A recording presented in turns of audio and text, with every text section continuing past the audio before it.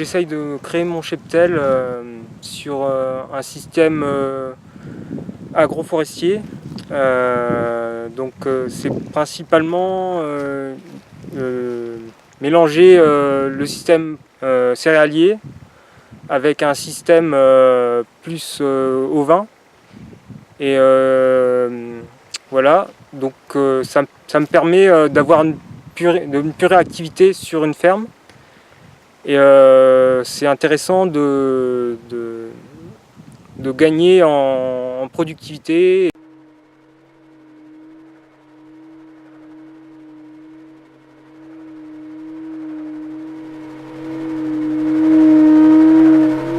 Alors, les éleveurs locaux, une partie est plutôt écoute, mais la plupart sont assez réticents à l'arrivée du loup et il faut vraiment leur expliquer qu'il y a un intérêt pour les territoires. Les céréaliers, ils ont beaucoup de pertes à cause du gibier. Et donc il faut vraiment avoir une vision globale de l'agriculture. Et c'est ça qui est important pour notre territoire.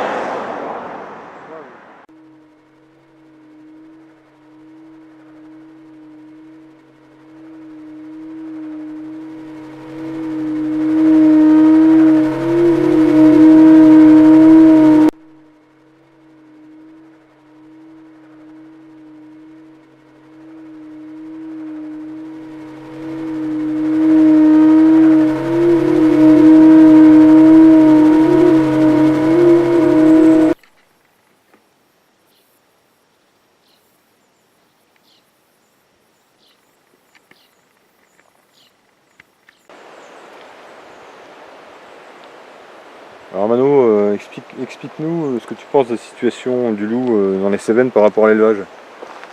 Dans les Cévennes ou dans le Massif central, si on remonte un peu plus haut, la situation est relativement dramatique puisque la position des éleveurs, c'est d'affirmer que la cohabitation avec le loup n'est pas possible avec l'agropastoralisme. Ils sont sur une position où ils souhaiteraient une seconde éradication du loup, en fait, puisque c'est un animal sauvage, ils ne peuvent pas l'exclure des zones agropastorales. Après, en termes de protection des troupeaux, on peut dire que l'usage des filets 5 fils électrifiés et l'utilisation de chiens de protection, de qualité ou pas, n'est pas observé de façon...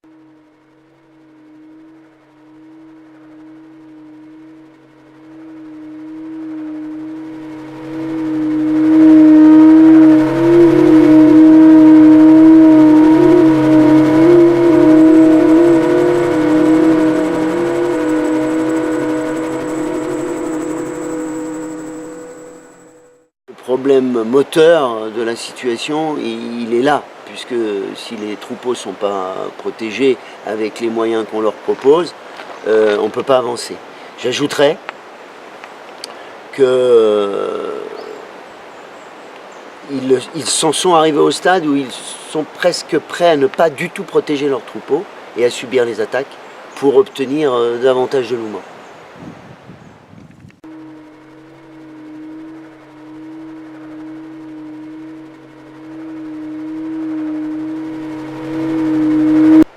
La Lozère est un cas particulier, c'est un trèfle à 5 feuilles avec des territoires très différents. Je dirais que d'une façon générale, on pourrait se lancer dans la direction de nouvelles expériences. Comme l'Observatoire du loup le préconise, l'expérimentation de filets horizontaux autour des clôtures électrifiées correspondant au parc des brebis serait intéressant, parce que le fait que le loup se prenne les pattes la nuit en approchant un troupeau dans un filet, c'est assez gênant pour lui et surprenant. Ça pourrait être une expérience intéressante pour voir si finalement cette gêne l'écarte des troupeaux. Après, nous, à Alliance avec les loups, on est sur les nouvelles technologies. Donc des bracelets sur les très gros troupeaux de 2000 têtes, par exemple sur le Mont Lozère, où il y a un berger et des chiens.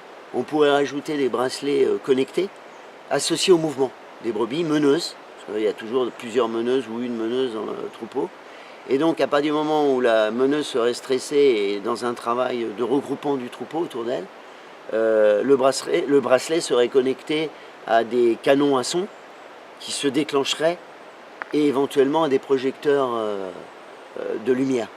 Le loup s'est adapté aux canons à son et aux projecteurs dans la mesure où les projecteurs étaient tout le temps allumés, où les canons à son produisaient du son à intervalles réguliers. Si c'est connecté à un bracelet qui est associé au stress de la brebis, ce sera aléatoire. Donc c'est une expérience intéressante. Après, il y a mieux encore, c'est produire une application qui permette de récupérer des informations à la fois sur la filière proie et la présence des loups sur les territoires. J'en dirai pas plus, c'est un projet un peu plus complexe, mais peu coûteux.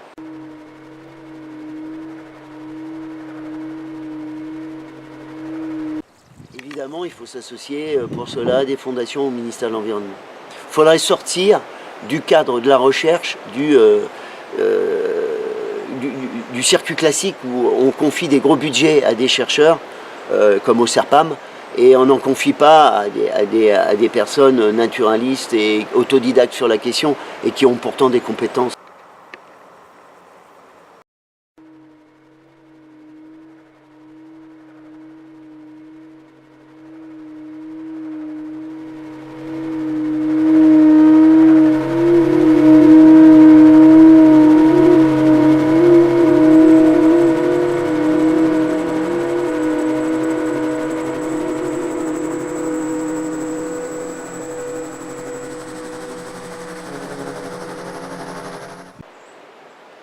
Alors j'ajouterais que la question de l'élevage est beaucoup plus complexe, elle est en rapport avec la question complexe que le loup nous présente à nous, Français, qui l'avons oublié, à savoir qu'on a quand même des éleveurs honnêtes, des citoyens républicains qui tabassent pas des naturalistes dans des manifs, et on a des éleveurs malhonnêtes, fraudeurs à l'indemnisation, fraudeurs aux emplois aidés, où les aides-bergers ne sont pas tout simplement pas dans les pâturages, mais devant la télé, ou si c'est une femme, à faire plutôt le ménage chez l'éleveur.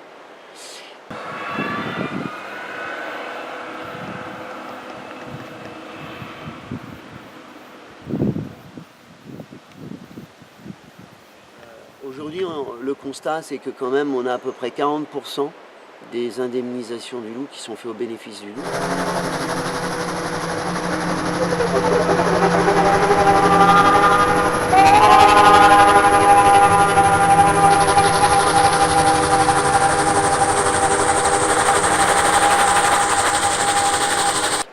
C'est-à-dire des constats qui ne sont pas faits en fond de vallée sur la bête tuée et prédatée par le loup, mais sur le capot d'une voiture ou dans un bar.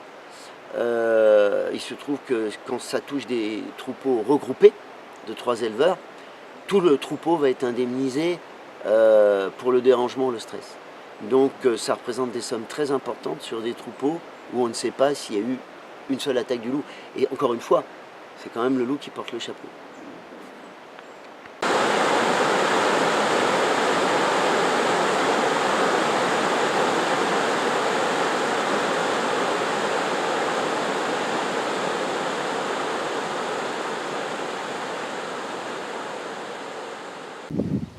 Alors il est dommage que certaines expériences comme le camping en troupeau, qui consiste à permettre à des personnes déshéritées des grandes banlieues, des mégapoles françaises, de faire du camping sauvage dans un cadre agréable, on leur fournissait l'eau potable et les toilettes sèches.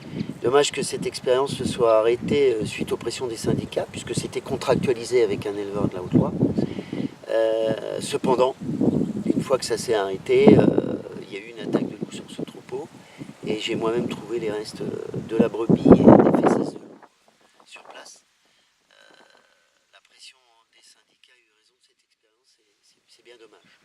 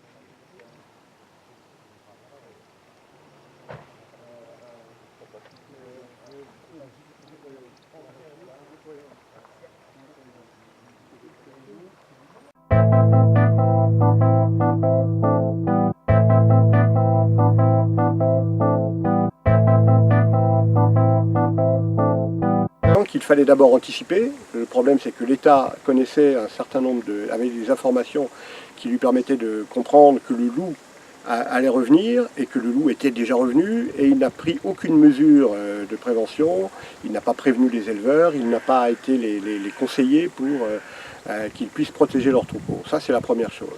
Et on pouvait penser qu'au départ, alors on peut à la limite excuser l'État de ne pas avoir réagi tout de suite, mais maintenant c'est inexcusable. La situation, la position de la préfecture, mais c'est pas la préfecture, c'est essentiellement, c'est une position qui est nationale aujourd'hui, fait que les protections et le soutien que devraient apporter les services de l'État n'existent pas ou sont extrêmement ténus.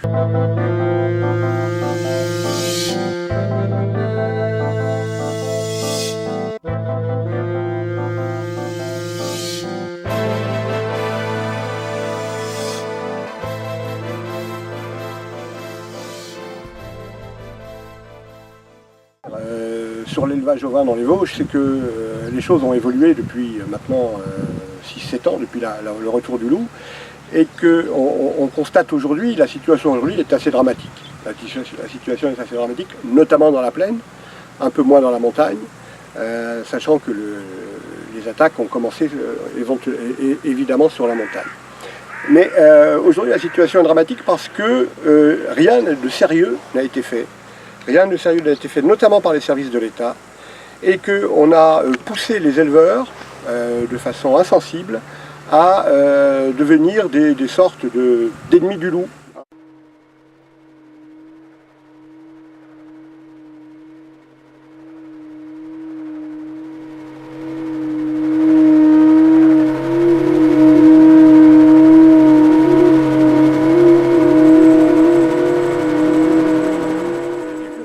Qui commencent à apparaître entre les éleveurs et les protecteurs de la nature, ça c'est pas acceptable.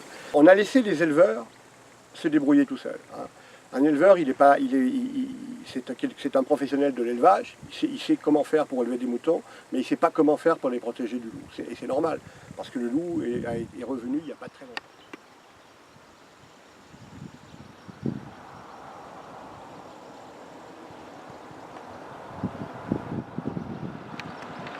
C'est ça la solution. Alors il faut qu'on explique, il faut qu'on réexplique. Maintenant, on a déjà un certain nombre d'éleveurs qui le comprennent et qui travaillent avec nous. Et nous allons travailler avec des éleveurs dans les Vosges pour faire pression sur les services de l'État pour que des vraies mesures soient prises, des vraies mesures de protection des troupeaux, d'aide directe aux éleveurs. Il ne s'agit pas uniquement d'aide financière, soyons clairs, hein. Il s'agit aussi d'aider les éleveurs, de les conseiller sur la façon de protéger les troupeaux en fonction de leur situation particulière. Chaque exploitation est particulière et chaque exploitation nécessite qu'on étudie précisément les meilleurs moyens de protéger les troupeaux. Voilà, ça c'est quelque chose qui n'a jamais été fait par l'État. Jamais.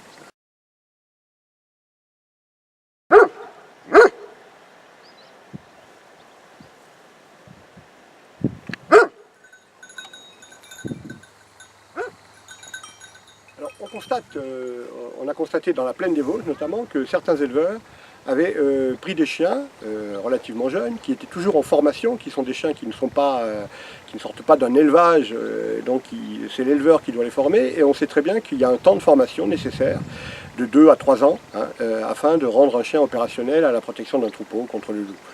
Or, évidemment, dans cet espace de temps, on peut mettre les chiens sur les troupeaux et il se peut que des attaques interviennent et que le chien ne protège pas.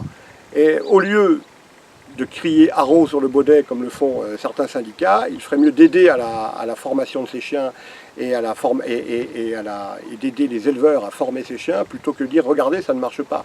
Évidemment que ça ne marche pas. Si on met des chiens qui ne sont pas formés, il est évident qu'une attaque de loup ne sera pas contrée par des chiens trop jeunes ou qui sont en formation et qui n'ont pas encore l'ensemble des compétences et des qualités nécessaires à la défense.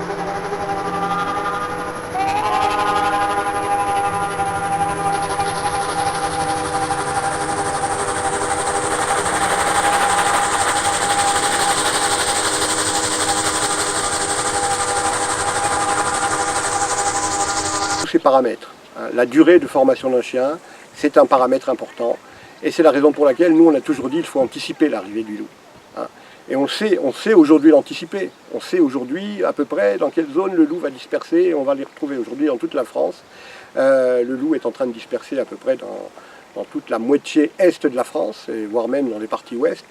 Et aujourd'hui les éleveurs de ces régions eh bien, ne sont toujours pas alertés. On ne fait rien pour anticiper l'arrivée de cet animal. Donc...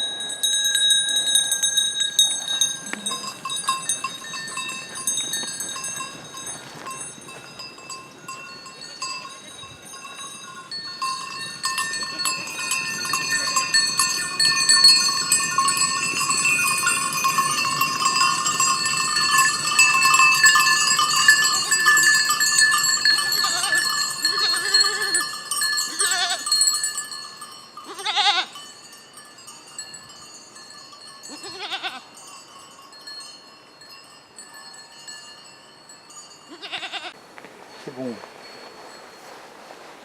C'est bon. Il y a du monde, hein. Ouais. Ben, ce que je pense de la position, c'est... voilà, je ne sais pas s'il faut exprimer, s'il faut que j'exprime ça. Mais ce que je peux constater, du moins, c'est que... voilà, il y a quand même une grande majorité d'éleveurs qui sont plutôt opposés à la présence du loup.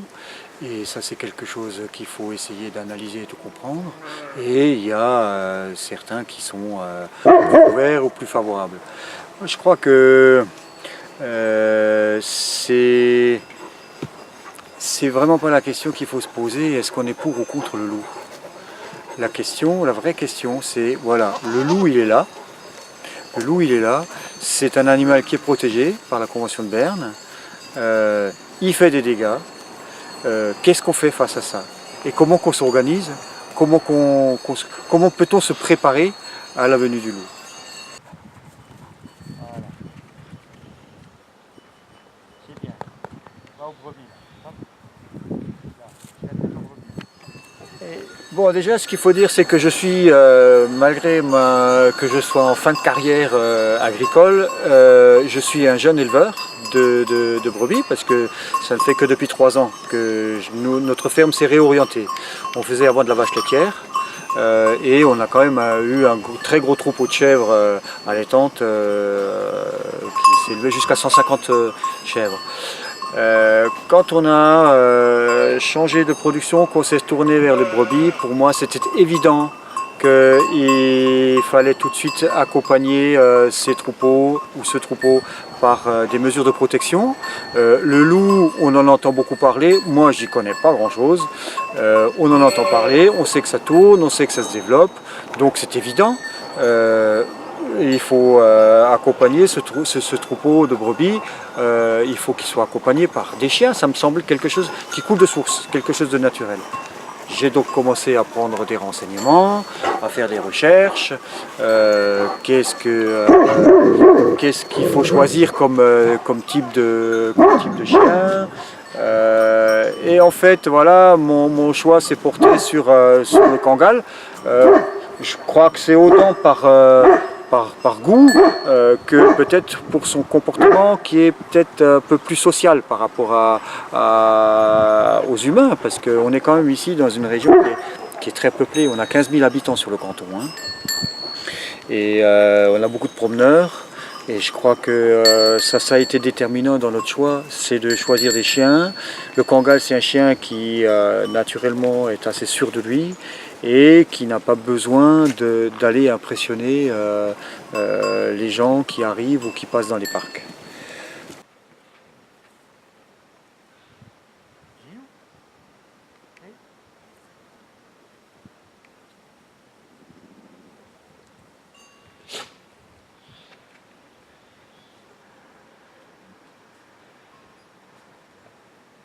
Oui, ben déjà, je crois que la première règle, c'est la communication.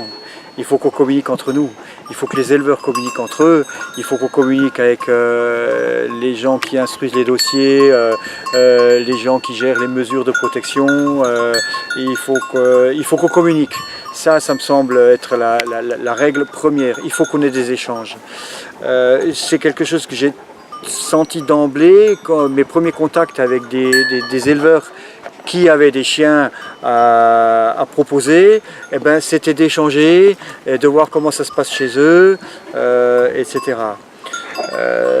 Ensuite, donner des conseils, je suis un peu jeune dans le métier pour dire ça, mais je peux partager ce que je vis, ce que j'ai vécu. Et je me rends compte, et c'est confirmé par d'autres éleveurs que je côtoie. Il faut que je debout. Les gens, c'est le chien qui est en train de pousser sur la caméra là. Reprends, merci. Donc je pense que ce qu'il faut partager, c'est mettre un système de protection efficace en place avec des chiens. C'est pour moi quelque chose qui va mettre 3, 4, voire 5 ans pour que ça devienne efficace.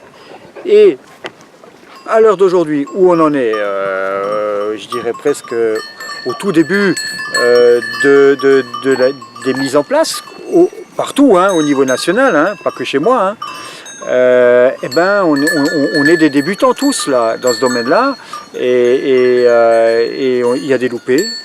La mise en place des chiots, ça demande une contrainte énorme pour l'éleveur. Il faut aller tous les jours, tous les 2 jours. Non, 2 fois par jour, je veux dire. On a des mauvaises surprises. Les jeunes chiens avec les agneaux, ça va pas du tout. Là, on va droit dans le mur. Il faut attendre au moins 2 ans.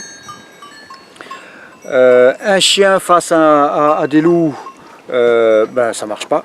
Il faut plusieurs chiens. Donc ça veut dire quoi? Ça veut dire qu'il faut créer une meute de chiens. Créer une meute de chiens, ça ne se fait pas avec un claquement de doigts. Tu ne vas pas chez un éleveur et dire bonjour, je voudrais acheter une meute de chiens. Tu vas la faire toi-même. Tu vas la constituer chez toi. Tu vas commencer avec des chiots, ils vont grandir, ils vont se reproduire et petit à petit, ben, il y a un peu une synergie qui se crée. Ça me fait penser à quelque chose que les éleveurs de brebis connaissent bien quand même, parce qu'ils connaissent mieux le chien de conduite. Parce que c'est quelque chose... Arrête, la rane, arrête de bouger la caméra là. Allez, viens, la rane, viens, voilà. Une notion que les bergers connaissent bien mieux. On est tous habitués maintenant dans les élevages à avoir des chiens de conduite. Et c'est le border bien sûr qui l'emporte sur la plupart des races. Et qu'est-ce qu'on apprend quand on va à un stage de formation de chiens de troupeau? Et bien voilà, il y a 3 éléments. Il y a le berger, il y a le troupeau et il y a le chien. Et cette relation-là, elle est interdépendante. Et il se crée une synergie, une compréhension entre les 3 éléments. Ça ne marche pas individuellement comme ça. Il y a un apprentissage à faire et c'est comme ça que ça peut fonctionner. Avec les chiens de protection, c'est la même chose. Quand il y a quelque chose qui va se mettre en place doucement, quand on déplace le troupeau, les chiens ils accompagnent. Au début, ils ne vont pas accompagner du tout, ils vont partir, ils vont se faire la malle, ils vont aller à la découverte, etc. Donc c'est quelque chose je dirais presque de familier qui doit se créer entre cette relation entre les chiens, le troupeau et l'éleveur. Est-ce que tu penses que les éleveurs auraient besoin d'appui technique? Enfin, il n'y a pas que les subventions, il n'y a pas que les moyens matériels, il y a aussi l'acquisition d'expérience et puis peut-être se former sur certaines choses. Est-ce que les éleveurs ont besoin d'appui technique à ce sujet-là? Absolument. Je pense que ça vient peut-être même en priorité encore là, même par rapport aux aides, parce que les aides, ça peut nous, effectivement, elles sont, je dois le dire quand même, largement insuffisantes, mais elles ne nous rendent pas forcément toujours service, parce que voilà, si on remplit un dossier, on réfléchit sur un dossier, on est souvent seul à réfléchir, et puis on y va selon son intuition, ou selon ce qu'on a entendu de Pierre, ou de Paul, ou de Jacques, et puis on monte un dossier, et puis il peut être mal calé. On peut choisir des chiens, la subvention pour l'achat des chiens peut aider, et du coup peut faciliter l'achat, mais peut-être aussi, là on a besoin d'un accompagnement. Où acheter, chez qui acheter, quel type de chien, qu'est-ce qu'on attend, quels sont les critères, etc., etc. Je crois que l'accompagnement technique est essentiel pour la mise en place de la protection, mais aussi après pour être épaulé durant ces premières années où on essuie les plâtres, hein. Moi je le dis honnêtement, hein. Je veux dire, moi j'ai des agneaux qui se sont fait croquer, pas par le loup mais par le chien, parce qu'ils avaient envie de jouer, parce que c'était trop tôt pour être au troupeau, etc. On essuie des plâtres parce que il faut communiquer dans le village, il faut communiquer avec les gens parce que tout le monde a peur, on essuie des plâtres parce que si voilà un chien qui s'échappe et qui va faire une virée, mais c'est la catastrophe. On essuie les plâtres avec les chasseurs qui sont terrorisés à l'idée que leurs chiens de chasse pourraient se faire croquer par nos chiens de protection, etc. Donc tout ça, ça demande un accompagnement et je crois que si on veut si on veut que ça marche un tant soit peu, quoi. On ne peut pas laisser l'éleveur seul face à toutes ces difficultés-là. On va droit dans le mur. Pas seulement l'éleveur, mais c'est tout le système qui va droit dans le mur. On parle de protection, mais elle va être nulle. On va dépenser des sous, mais qui risquent d'être malheureusement mal employés ou ne servir à rien, parce que on peut très bien être dégoûté aussi au bout de quelques temps des chiens, parce que voilà, trop de problèmes, ça marche pas, on a trop de boulot. Donc je pense qu'on charge la mule là. Le loup, c'est une contrainte supplémentaire énorme pour l'éleveur. Et cet aspect-là, si on n'en tient pas compte, je crois que c'est foutu d'avance, pas seulement pour les éleveurs, mais pour le loup aussi.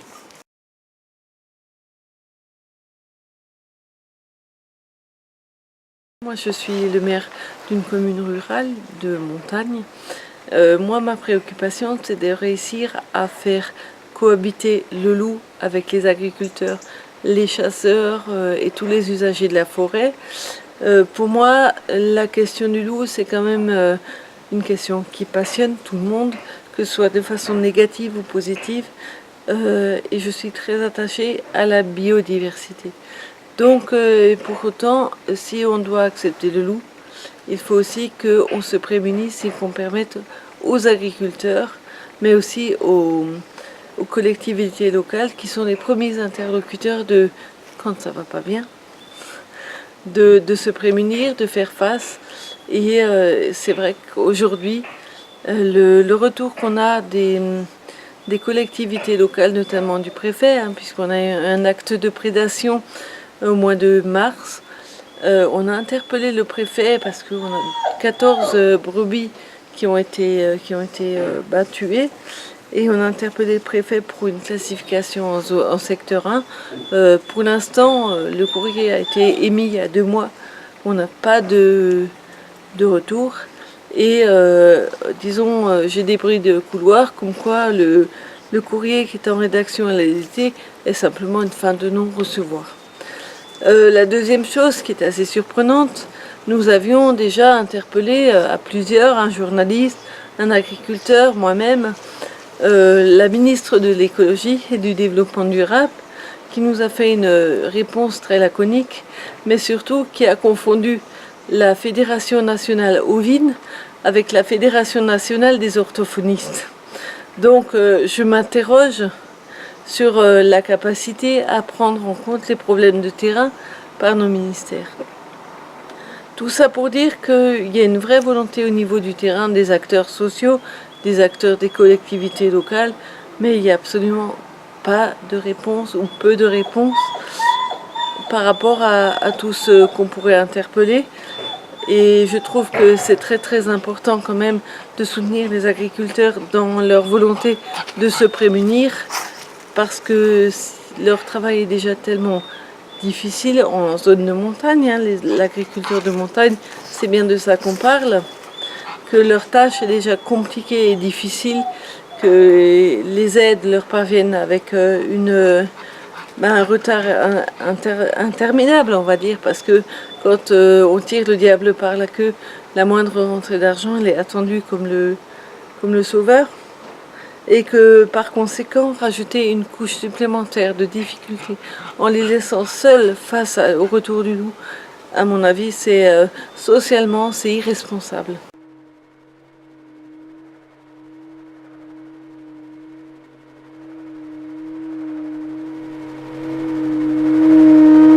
Voilà.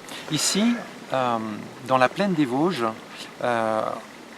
d'Ombrol-Sec, où se situe notre verger, tout près de Vittel et Contrexéville.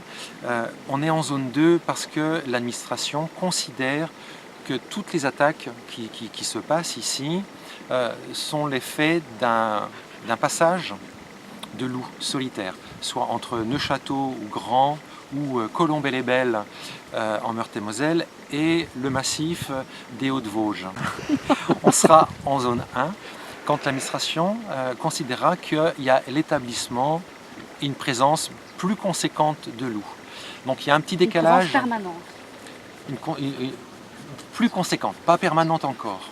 Il y a un petit décalage entre ce que nous on vit en tant qu'éleveurs, notre communication avec les chasseurs, puisque ça se passe bien aussi en communication et leur présence, mais ils respectent aussi la protection du loup dans le coin, mais on a des communications, ils voient aussi, moi j'en ai vu 3 de loups, et on est toujours en zone 2. La zone 2 donne la possibilité à une subvention sur l'achat des chiens et leur entretien. Donc un chien sur un volume d'argent de 800 €, l'administration va nous verser 80% de cette somme-là. Sur l'achat d'un chien, elle va donner à peu près 200 €. Un chien de protection, c'est 700 €. Donc c'est un investissement. On parle de toi, Maya. Voilà. Et il faudra qu'on soit en zone 1 pour qu'on ait une aide au gardiennage ou une aide berger. Mais là aussi, il va falloir investir. L'aide berger, ça va être un mi-temps subventionné à hauteur de 80%. Ou une aide gardiennage pour l'éleveur, c'est-à-dire que on va tenir un registre et des annotations pour certifier qu'on est chaque jour en présence de tous nos animaux. Le travail de surveillance du verger, c'est faire un tour sur les 73 hectares, c'est 2 heures de notre temps. En plus, s'il y a les animaux qui boitent, qu'il faut les attraper, donc voilà, c'est notre travail quotidien. Ou les soins qu'on fait habituellement, les tris, la mise en lutte, toutes nos observations, c'est en plus, le déplacement des troupeaux. Mais toutes ces subventions-là arrivent avec un décalage. Il faut avoir les reins solides et une trésorerie. Et comme on a été attaqué, et comme on n'a pas de production de pommes, tout repose sur des moutons, la production des moutons, et avec la présence des loups et les avortements, donc on a un déficit de trésorerie qui nous met en grande difficulté. Ensuite, on sera en grande difficulté si notre troupeau ne grandit pas au fur et à mesure que l'herbe pousse. Plus l'herbe pousse dans les vergers, plus la santé des arbres sera meilleure parce qu'ils seront mieux alimentés par les déjections des animaux. Donc on est sur un cercle vertueux qui peut être mis à mal par l'arrivée des loups si on n'a pas anticipé les choses. Et anticiper les choses, aujourd'hui, notre petite meute de chiens, on en a 5 Elle est jeune, trop jeune. Ça va être très, très vite un investissement annuel à hauteur de 10 000 €. Donc ils ont grandi trop vite, et surtout elle. Et donc maintenant on est en train de corriger ça en homéopathie. Puis éviter ça sur les jeunes aussi.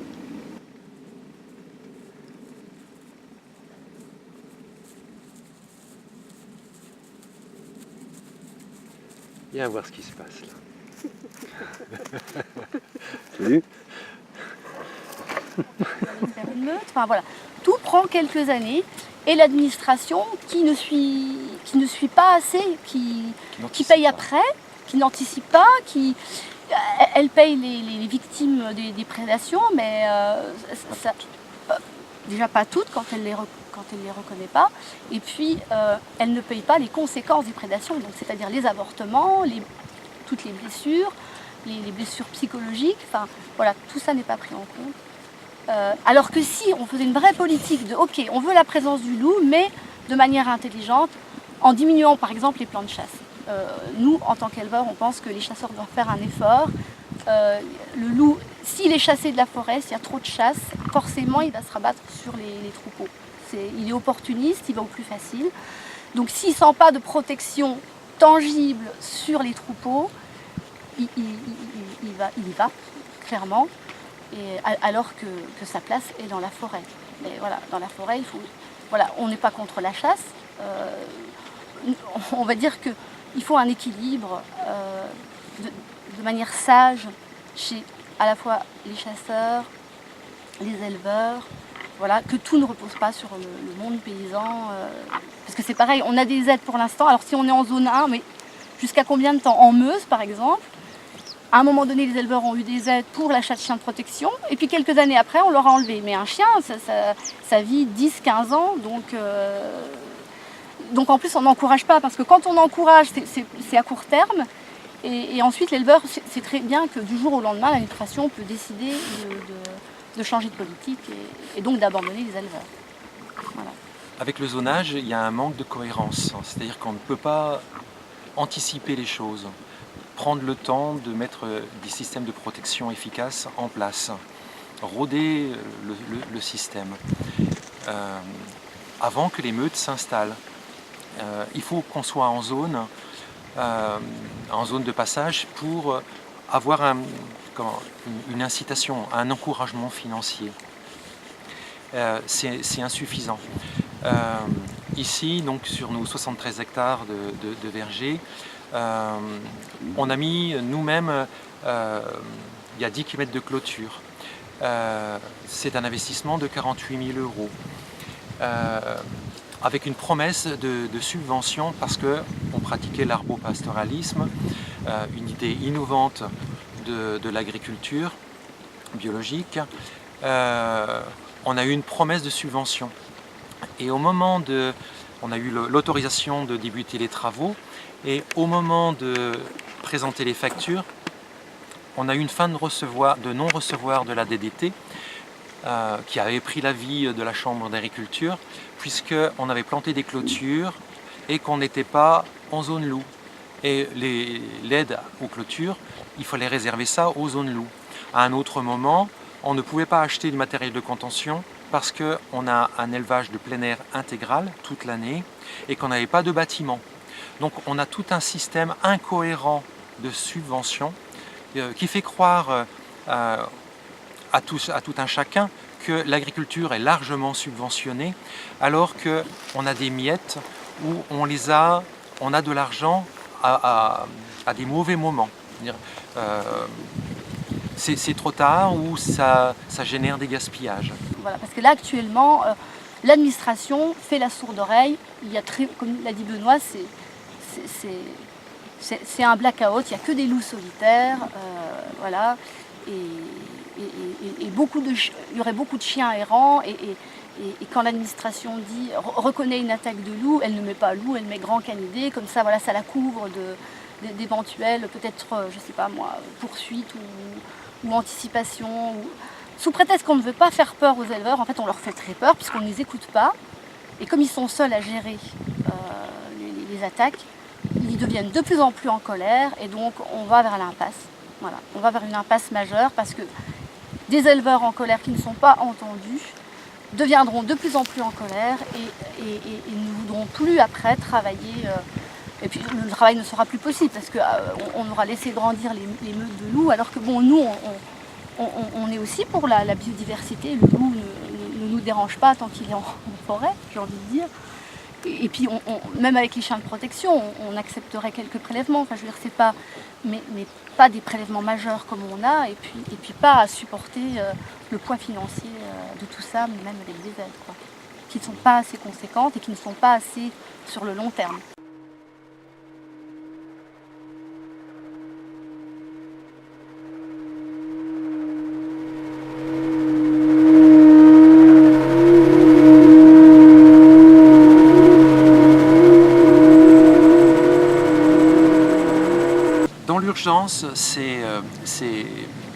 C'est indispensable d'être aidé. Ensuite, si on a pu avoir du temps avant l'arrivée des loups, on a le temps de se documenter, d'aller voir des fermes qui fonctionnent bien, d'aller voir des gens très compétents. Mais il faut avoir un bon feeling et de bonnes intuitions. De l'argent aussi. Et beaucoup d'argent. Le temps, c'est de l'argent. C'est-à-dire que se documenter, aller voir ce qui se fait et qui marche ailleurs, acheter des chiens, les éduquer, le temps c'est de l'argent aussi, et si on n'en dispose pas, on ne peut pas faire tout ça. On ne peut pas avoir les moyens de se tromper aussi. Montrer le type de chien Ouais. qui peut être... Tu veux peut-être que je m'en aille pour avoir le chien? Non, non, pas du tout, tu ne me déranges pas.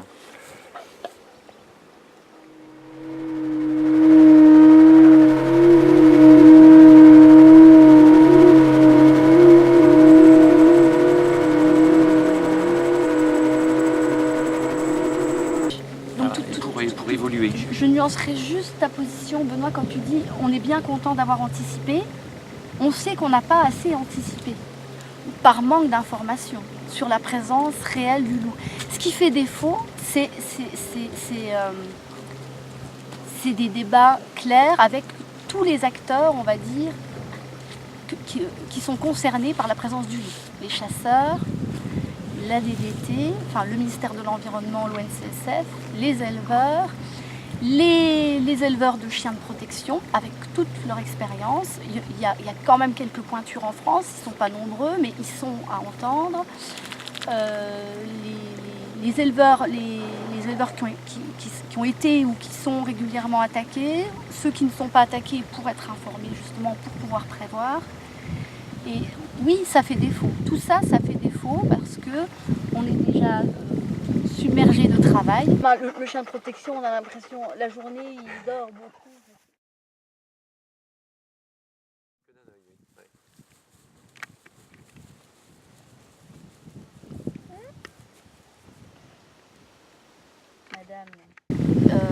D'un côté l'arboriculture, la rénovation du verger, on est en biodynamie, donc c'est des pratiques agricoles qui sont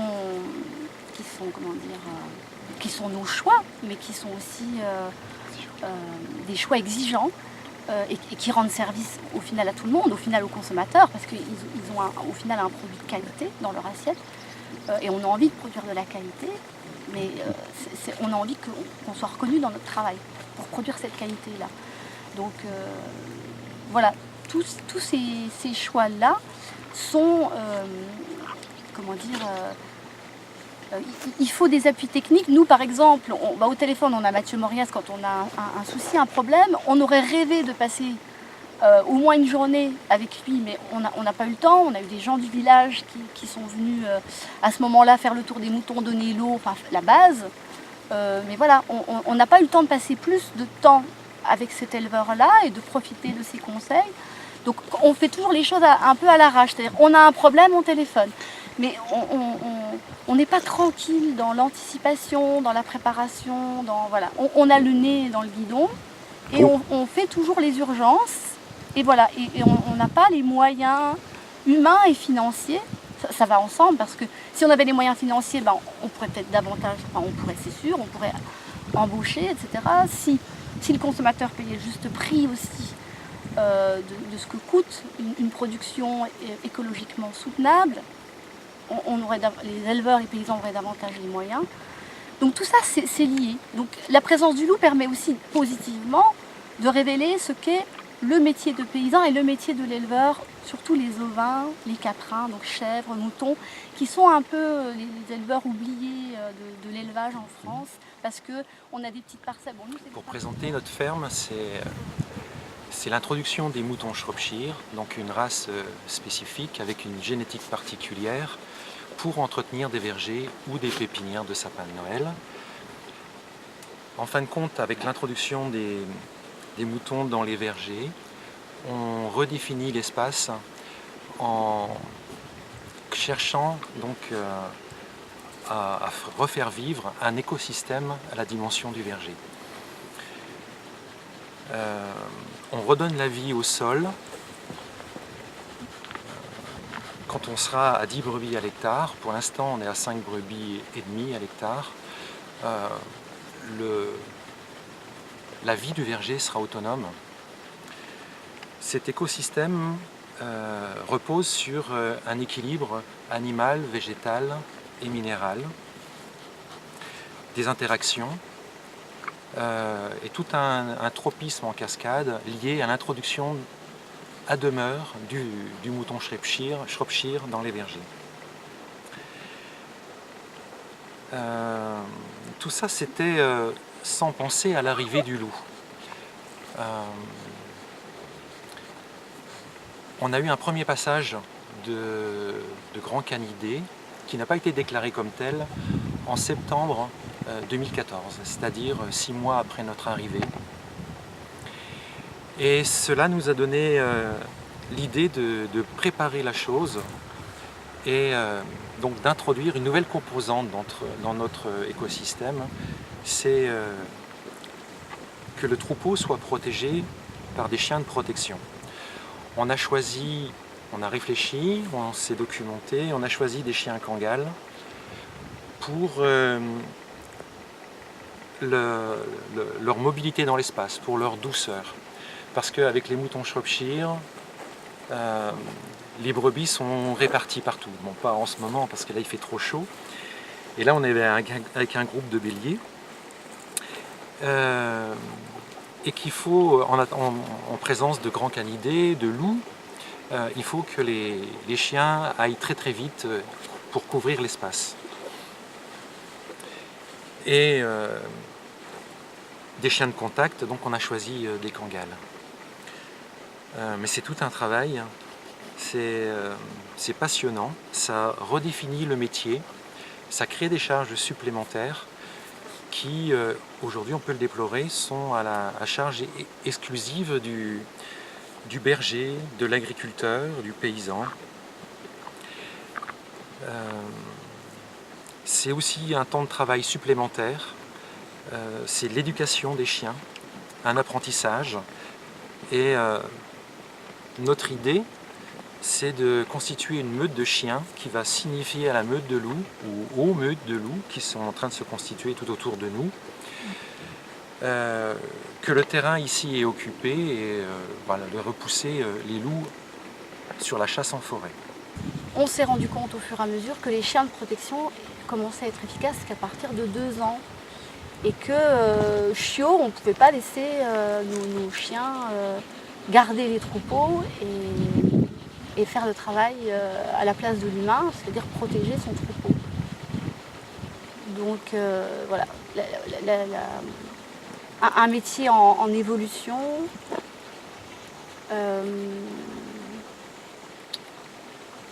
comment dire, un métier en difficulté parce que c'est vrai qu'on se sent entre les comment dire, quand l'ONCSF vient faire un constat sur un animal qui a été prédaté, on dit ça comme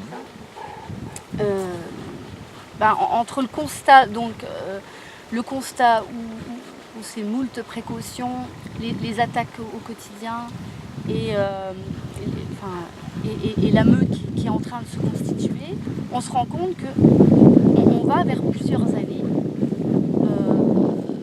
de travail pour constituer notre meute, pour peut-être arriver à une efficacité qui va se rapprocher, on va dire, des 90%, voire des 100%.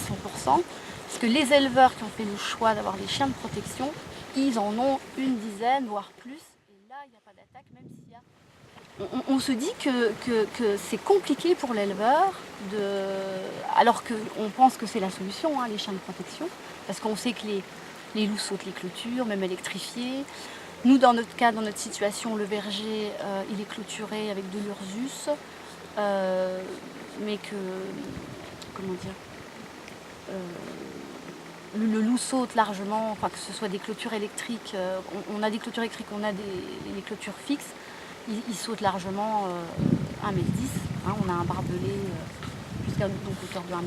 On a vu dans la neige les sauts, les empreintes, les sauts que le loup est capable de faire. Et puis nous, on a vocation d'avoir des haies tout autour, donc pour que les moutons s'autonomiquement dans les plantes et les arbres qu'on met dans les haies. Donc les clôtures électriques ne sont pas adaptées chez nous, et même si on en mettait, ce n'est pas possible par rapport à la biodiversité qu'on est en train de recréer sur ces terres-là. Donc,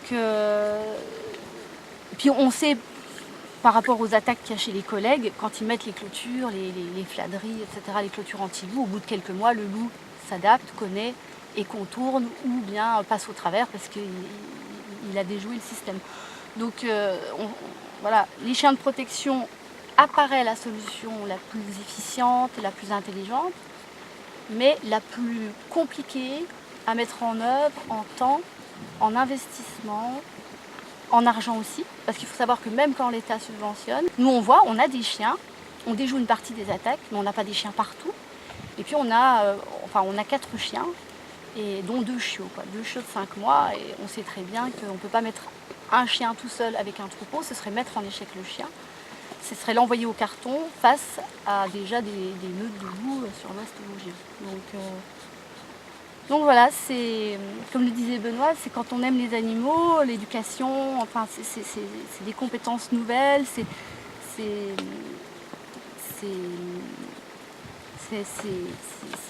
intéressant. Voilà, il y a l'État qui dit tout le monde n'a qu'à prendre des chiens de protection et l'affaire est réglée. Ben non, c'est pas comme ça que ça se passe. On a eu le cas, on a eu des accidents avec ces 2 chiennes, Maya et sa sœur, qui avaient 8 mois et qui ont joué avec des béliers. Les béliers sont morts de crise cardiaque. À un autre moment, sur des agnelles, ils s'amusaient à les délainer. Hein, voilà, et c'est amusant d'avoir de la laine dans les dents. Donc c'est beaucoup de présence, beaucoup d'observation, encore plus. Donc c'est un deuxième élevage au cœur de la ferme, un troisième travail en complément du travail d'arboriculteur que l'on fait. Et aujourd'hui, face à la présence des grands canidés, des loups, si on n'a plus les moutons pour entretenir le verger, notre projet est obsolète. C'est-à-dire que on a aujourd'hui... Donc l'élevage va complètement changer avec l'arrivée du loup. Mais la plupart sont assez réticents à l'arrivée du loup et il faut vraiment leur expliquer qu'il y a un intérêt pour les territoires. Les céréaliers, ils ont beaucoup de pertes à cause du gibier. Et donc il faut vraiment avoir une vision globale de l'agriculture. Et c'est ça qui est important pour notre territoire. Dans les Cévennes ou dans le Massif central, si on remonte un peu plus haut, la situation est relativement dramatique puisque la position des éleveurs, c'est d'affirmer que la cohabitation avec le loup n'est pas possible avec l'agropastoralisme. Ils sont sur une position où ils souhaiteraient une seconde éradication du loup, en fait, puisque c'est un animal sauvage, ils ne peuvent pas l'exclure des zones agropastorales. Après, en termes de protection des troupeaux, on peut dire que l'usage des filets 5 fils électrifiés et l'utilisation de chiens de protection, de qualité ou pas, n'est pas observé de façon générale. Donc c'est quand même le problème moteur de la situation, il est là, puisque si les troupeaux ne sont pas protégés avec les moyens qu'on leur propose, on ne peut pas avancer. Je dirais que d'une façon générale, on pourrait se lancer dans la direction de nouvelles expériences. Il faudrait sortir du cadre de la recherche, du circuit classique où on confie des gros budgets à des chercheurs, comme au CERPAM, et on n'en confie pas à des personnes naturalistes et autodidactes sur la question et qui ont pourtant des compétences qui pourraient être très utiles. Alors on a constaté dans la plaine des Vosges notamment que certains éleveurs avaient pris des chiens relativement jeunes, qui étaient toujours en formation, qui sont des chiens qui ne sortent pas d'un élevage, donc c'est l'éleveur qui doit les former, et on sait très bien qu'il y a un temps de formation nécessaire de 2 à 3 ans, afin de rendre un chien opérationnel à la protection d'un troupeau contre le loup. Or, évidemment, dans cet espace de temps, on peut mettre les chiens sur les troupeaux et il se peut que des attaques interviennent et que le chien ne protège pas. Et au lieu de crier haro sur le baudet comme le font certains syndicats, il ferait mieux d'aider à la formation de ces chiens et d'aider les éleveurs à former ces chiens plutôt que de dire regardez, ça ne marche pas. Donc je m'interroge sur la capacité à prendre en compte les problèmes de terrain par nos ministères. Tout ça pour dire qu'il y a une vraie volonté au niveau du terrain des acteurs sociaux, des acteurs des collectivités locales, mais il n'y a absolument pas de réponse ou peu de réponse par rapport à tout ce qu'on pourrait interpeller. Et je trouve que c'est très important quand même de soutenir les agriculteurs dans leur volonté de se prémunir, parce que leur travail est déjà tellement difficile. Les aides leur parviennent avec un retard interminable, on va dire, parce que quand on tire le diable par la queue, la moindre rentrée d'argent, elle est attendue comme le sauveur. Et que par conséquent, rajouter une couche supplémentaire de difficultés en les laissant seuls face au retour du loup, à mon avis, socialement, c'est irresponsable. Et c'est vraiment pas la question qu'il faut se poser, est-ce qu'on est pour ou contre le loup? La vraie question, c'est, voilà, le loup il est là. Le loup il est là, c'est un animal qui est protégé par la Convention de Berne. Il fait des dégâts. Qu'est-ce qu'on fait face à ça? Et comment qu'on s'organise? Comment peut-on se préparer à la venue du loup? Je crois que l'accompagnement technique est essentiel pour la mise en place de la protection, mais aussi après pour être épaulé durant ces premières années où on essuie les plâtres, hein. Moi je le dis honnêtement, hein. Je veux dire, moi j'ai des agneaux qui se sont fait croquer, pas par le loup mais par le chien, parce qu'ils avaient envie de jouer, parce que c'était trop tôt pour être au troupeau, etc. On essuie des plâtres parce que il faut communiquer dans le village, il faut communiquer avec les gens parce que tout le monde a peur. On essuie des plâtres parce que si voilà un chien qui s'échappe et qui va faire une virée, mais c'est la catastrophe. On essuie les plâtres avec les chasseurs qui sont terrorisés à l'idée que leur chien de chasse pourrait se faire croquer par nos chiens de protection. Si on veut, si on veut que ça marche un tant soit peu, quoi. On ne peut pas laisser l'éleveur seul face à toutes ces difficultés-là. On va droit dans le mur. Pas seulement l'éleveur, mais c'est tout le système qui va droit dans le mur. On parle de protection, mais elle va être nulle. On va dépenser des sous, mais qui risquent d'être malheureusement mal employés ou ne servir à rien, parce que on peut très bien être dégoûté aussi au bout de quelques temps des chiens, parce que voilà, trop de problèmes, ça marche pas, on a trop de boulot. Donc je pense qu'on charge la mule là. Le loup, c'est une contrainte supplémentaire énorme pour l'éleveur. Et cet aspect-là, si on n'en tient pas compte, je crois que c'est foutu d'avance, pas seulement pour les éleveurs, mais pour le loup aussi. Donc il faut des moyens, quoi. Ouais.